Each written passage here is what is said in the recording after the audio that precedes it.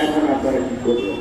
তখন জনগণ যদি ক্ষমা করার সময় করতেও পারে, যদি স্বেচ্ছাসেবিকা করে 7 টাকা জনগণের টাকা জনগণের তহবিল বাংলাদেশকে জমা দেয়, তখন জনগণ মাফ করবেও করতে পারে, আবার কেন যদি কোটি তা কোনো বিচারও করতে পারে।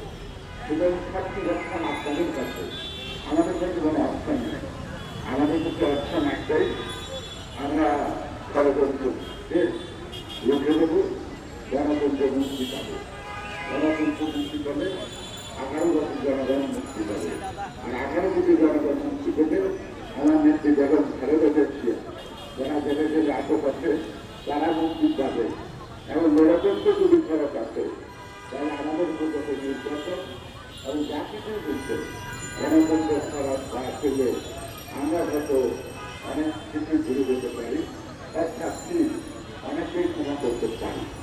কারণ আমরা ভাই হয়েছি যে না হয় ইতিহাস করি, বন্ধুগুলো ইতিহাসিক করে বন্ধু ঐতিহাসিক অনেকেই তো অপশন নাই, কিন্তু সকল সন্তান খারাপ মায়ের যন্ত্রণা যেদিন স্বাধীন বাংলাদেশ আমরা করছি, ঠিক গণতন্ত্র যেদিন পাবো সেদিন হয়তো আমাদের অনেকের ভিতরে যন্ত্রণা লাঘব হতে পারে।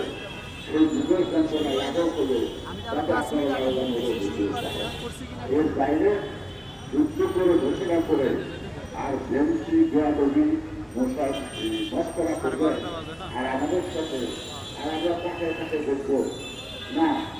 দেশটা যুদ্ধ করে দেশ স্বাধীন করেছি, দেশের মালিক জনগণ। সুতরাং কেউ ভর্তি গোয়ালি